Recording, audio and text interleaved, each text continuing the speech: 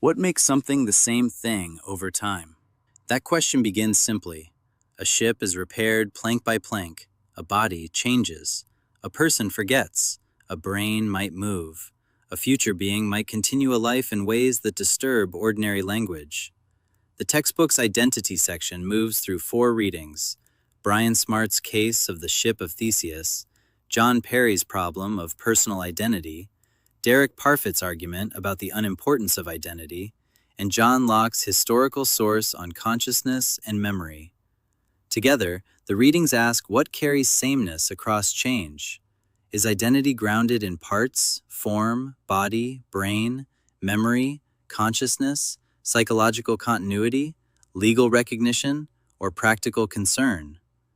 Post-reality intensifies the question because persons now exist through bodies, records, archives, platforms, images, institutional files, and recursive systems of recognition. The frame for this discussion is post-reality. Post-reality names a condition where lived reality is increasingly mediated, repeated, stored, and reorganized by systems that feed back into themselves. Identity becomes one of the clearest places to see this. A person exists as a living body. A person also exists through name, memory, legal record, medical record, school file, prison file, photograph, message thread, username, biometric trace, and family story. RCR names the movement recursion, collapse, recombination. A self repeats through habit and memory. Pressure arrives. A previous structure of identity strains. Then the pieces reorganize. Metastability names the way a self can hold across change. Tensegrity names the many pressures that help that self hold. Personal identity becomes a living pattern sustained by multiple supports. The textbook begins this part with Smart's object case before turning directly to persons. Smart uses the ship of Theseus problem. A ship called X is made of 1,000 old planks. In Dock A, one plank at a time is removed and replaced with a new plank. The old planks are taken to Dock B and reassembled. After the process ends, Dock A contains ship Y, made of the 1,000 new planks. Dock B contains ship Z, made of the 1,000 old planks. The question is simple and difficult. Which ship is identical with X? This case matters because it shows how identity can split between two powerful criteria. One criterion emphasizes continuity of form and location. Another emphasizes original parts. The puzzle prepares the way for personal identity. People also change parts, locations, memories, and forms. Smart turns the ship of Theseus into a legal dispute. Bombos sends his ship X to the Proteus brothers for complete renewal. Morion orders a new ship.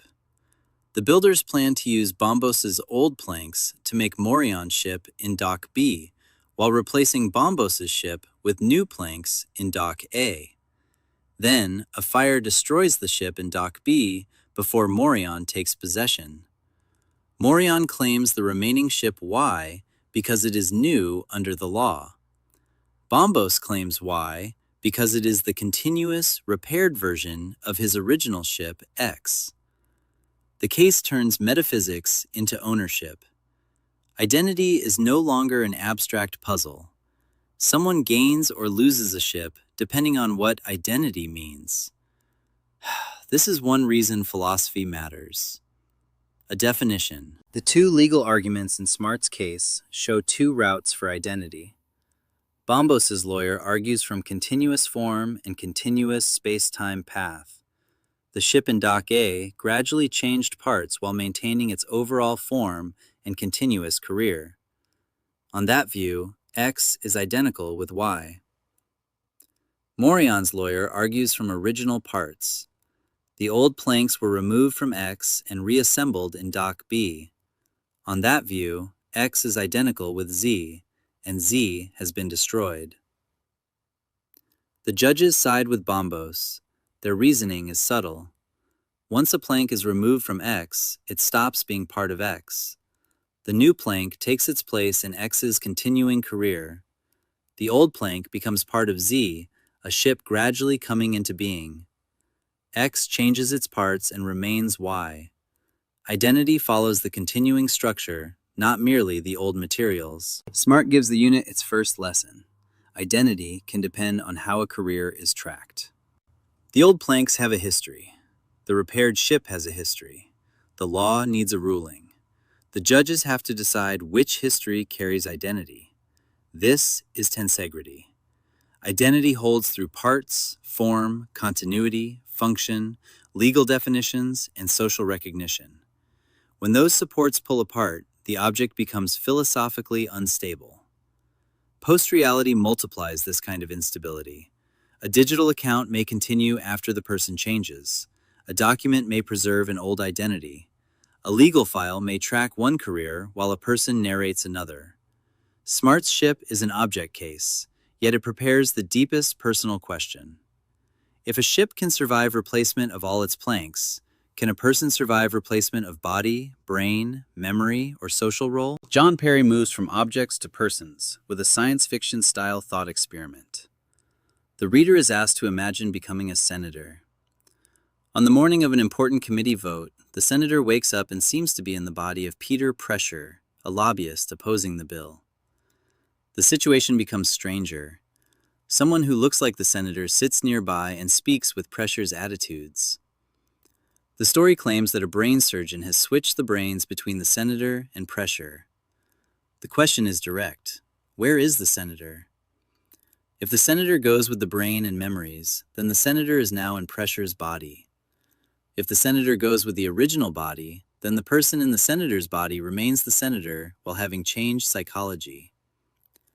Perry makes personal identity vivid by making ordinary recognition fail. Perry's case pressures bodily identity. Everyday life relies heavily on bodies. People recognize one another by faces, voices, fingerprints, movement, and physical presence. Institutions also depend on bodily tracking. Medical records, identification documents, prison files, photographs, and testimony. The brain swap story disrupts that ordinary practice. If the memories, attitudes, plans, and inner perspective of the senator now appear in Pressure's body, many readers feel that the senator has moved. Perry then slows the reaction down. Another description remains available. Perhaps the senator's body has simply acquired Pressure-like memories and traits, while Pressure's body has acquired senator-like memories and traits. Both descriptions can agree on the physical events and still disagree about who is who. That is the philosophical problem. Facts about movement and speech may leave identity undecided. Perry's study questions push the issue further. Could a person be mistaken about who they are? How should the matter be decided? Is any decision arbitrary? These questions matter because personal identity is both first person and public. A person has a sense of self from the inside. Others identify that person from the outside. The law, family, medicine, employment, and the state may all have their own evidence. When the inside and outside come apart, identity becomes a conflict. Post-reality makes such conflicts more ordinary. A person's internal sense of change may clash with old records, images, labels, or institutional categories. Perry's thought experiment uses brain surgery, yet the underlying question is daily. Which signs get authority when body, memory, role, and recognition point in different directions? Derek Parfit radicalizes the discussion. The title, The Unimportance of Identity, can sound shocking. Parfit's point is carefully focused. He asks what matters in survival. He is interested in the reason for special concern about one's own future. Many people assume that identity is what matters. A future person matters to me because that future person will be me. Parfit challenges that assumption by considering cases where identity and psychological continuation come apart. He begins with a bodily criterion, the view that a person continues exactly when the body continues. Then he introduces a case involving a damaged spine, a dying identical twin brother, and a possible operation where his head would be grafted onto the brother's healthy body. The question becomes, should survival depend on which body remains? In Parfit's head graft case, the resulting person would have the same brain and the same psychology as the original person, while the body below the neck would come from the brother. Parfit argues that the identity question has less importance than it first seems. The important facts are what will happen. The brain continues, the psychology continues, and the resulting person is no longer paralyzed. If someone says the resulting person is not strictly me because the body has changed, Parfit asks why that fact should matter so much by itself. This is a direct challenge to the bodily criterion. Parfit is not saying that future life has no value. He is saying that strict identity may be a less important relation than the psychological and bodily continuities people actually care about.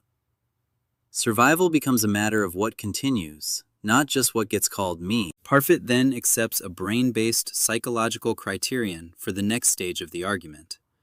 On that view, if one future person has enough of the brain and is psychologically continuous with the present person, that future person would be the same person. Then Parfit introduces the single case. Half the brain is destroyed, and the remaining half is transplanted into a matching body. If that half can support ordinary psychological functioning, the resulting person seems to be the survivor. Then comes the double case, or my division. Both halves of the brain are transplanted into two different matching bodies. Two future people wake up, each physically and psychologically continuous with the original. Strict identity now strains. One person cannot be identical with two different people. Yet each relation seems to contain what mattered in the single case. The double case produces Parfit's central pressure. If one half-brain transplant would preserve survival, then each half in the double transplant has the same kind of relation to the original. Nothing about that relation is weakened by the existence of the other future person. Identity fails because one original person cannot be numerically identical with two future people. The relation that mattered in the single case remains present in the double case, so identity cannot be what matters most. Parfit uses the twins and triplets analogy to make this less strange. A community might think every child needs a twin. If children begin to be born as triplets, the important thing has not vanished. Each child still has at least one sibling. Likewise, what matters may be psychological continuity, even when strict identity language breaks. Parfit's view has an RCR structure. First, ordinary identity recurs. Each day, a person anticipates a future self and treats that future as mine. Then, collapse arrives through the problem cases. Body grafts, half-brain survival, and division make the ordinary all-or-one identity model unstable. Then, recombination follows. What remains is psychological continuity, causal connection, memory, character, projects, concern, and enough brain-based support. The self returns as relation. This is why Parfit is especially useful in post-reality. Digital life already creates partial identity splits, work profiles, state records, online histories, family narratives, medical files, algorithmic classifications, and remembered selves. These are not separate persons in Parfit's strict sense. They are identity fragments that can act back on the living person. Parfit also questions egoistic concern about the future.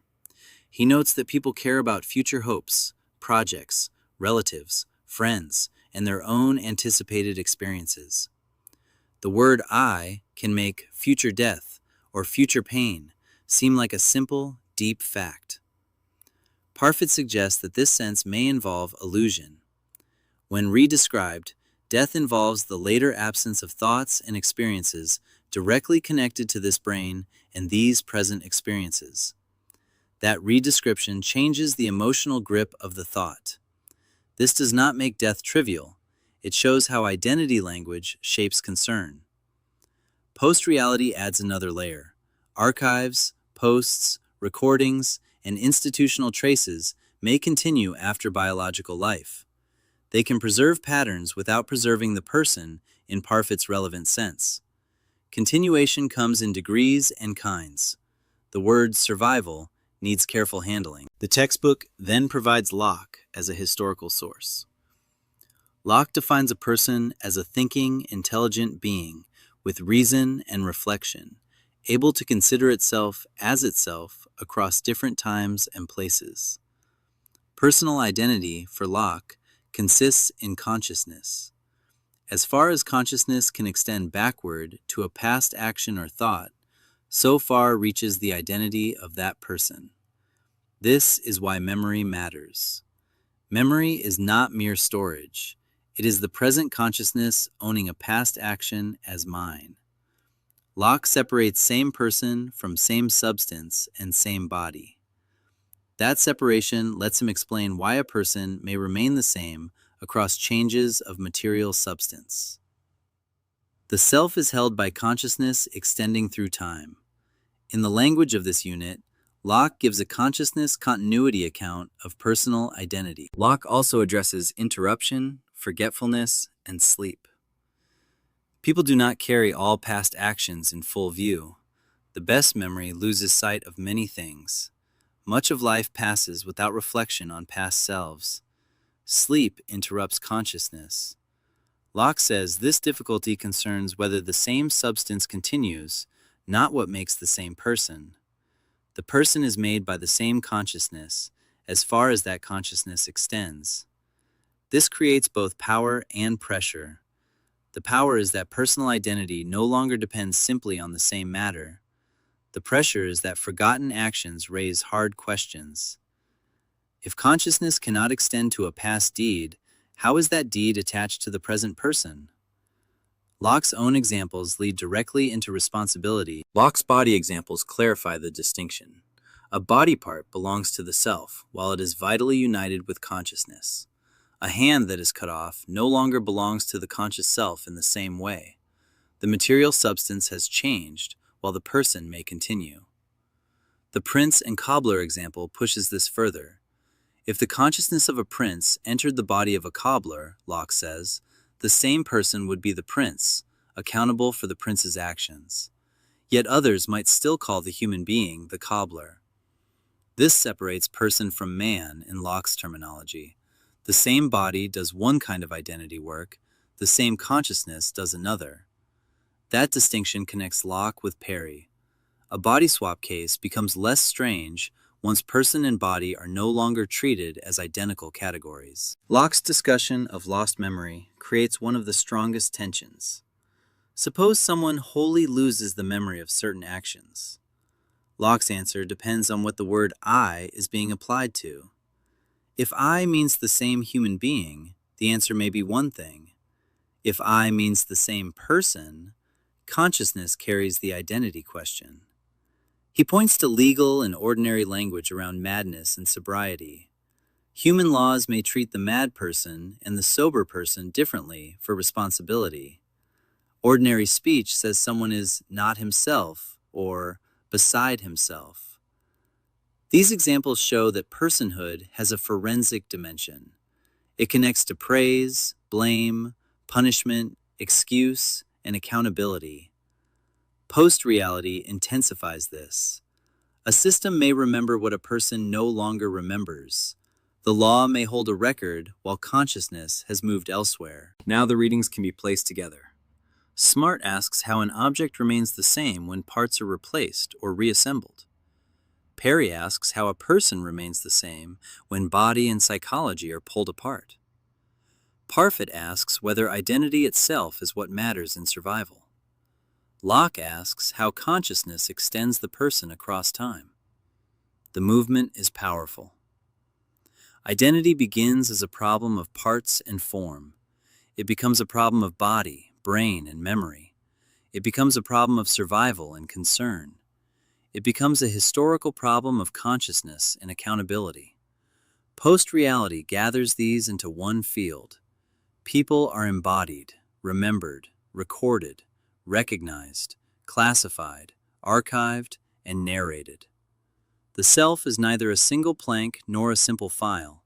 It is a held pattern across change. Identity as tensegrity gives a useful model.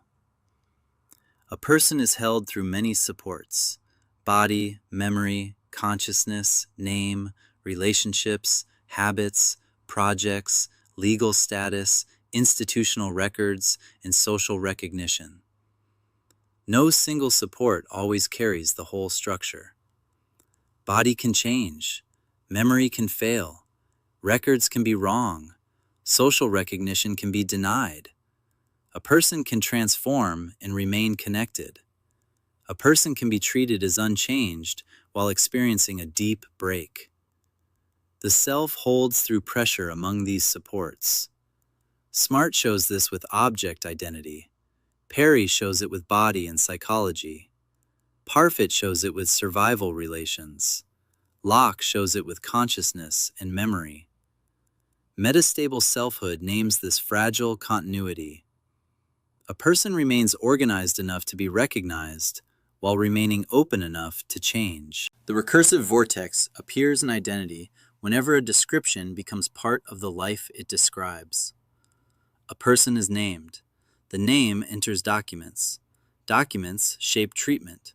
Treatment shapes behavior. Behavior creates more records. The records strengthen the identity category. The category returns to the person. This loop is visible in schools, prisons, medicine, employment, family systems, and digital platforms. The readings help slow the loop down. Smart asks which continuity matters. Perry asks which evidence decides who someone is. Parfit asks which relation deserves concern. Locke asks whether consciousness reaches the past action.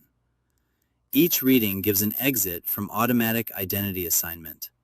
No outside, only exits means there is no pure position outside identity systems. There are ways to move within them more carefully, more honestly, and with sharper distinctions. For an intro philosophy class, this unit is immediately personal. Students already ask identity questions in ordinary life.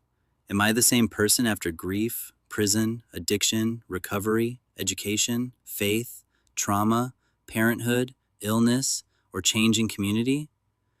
When do past actions remain mine? When can someone become different enough for a new relation to the past? The readings do not turn those questions into slogans. They give tools. Smart gives the logic of parts, form, and continuity. Perry gives a body-brain psychology puzzle. Parfit gives the distinction between identity and what matters in survival. Locke gives the memory and consciousness account, along with its connection to responsibility. The classroom becomes a place to examine identity without reducing people to a label. That is philosophy at its most direct. Smart's ship case shows that identity can split between original parts and continuous form. The legal dispute forces a decision.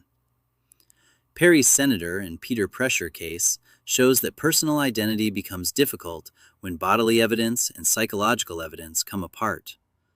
Parfit's survival cases show that psychological continuity and enough brain-based connection may matter even when strict identity language fails. Locke's historical source grounds personal identity in consciousness extended backward through memory, while distinguishing same person from same man or same substance. Post-reality connects the four. Identity is carried by bodies, memories, records, relations, and systems of recognition. RCR names the movement. Identity repeats, strains, collapses under pressure, and recombines around the relations that still hold. So what makes someone the same person over time? The readings give several answers and several pressures. The body matters because people live, suffer, age, and are recognized physically. Memory matters because consciousness can own a past as mine. Psychological continuity matters because character, projects, and concern carry a life forward. Social and legal recognition matter because identity has consequences. Parts and form matter because even objects raise hard cases. The self is a metastable continuity. It holds through change without becoming a fixed substance beyond all pressure.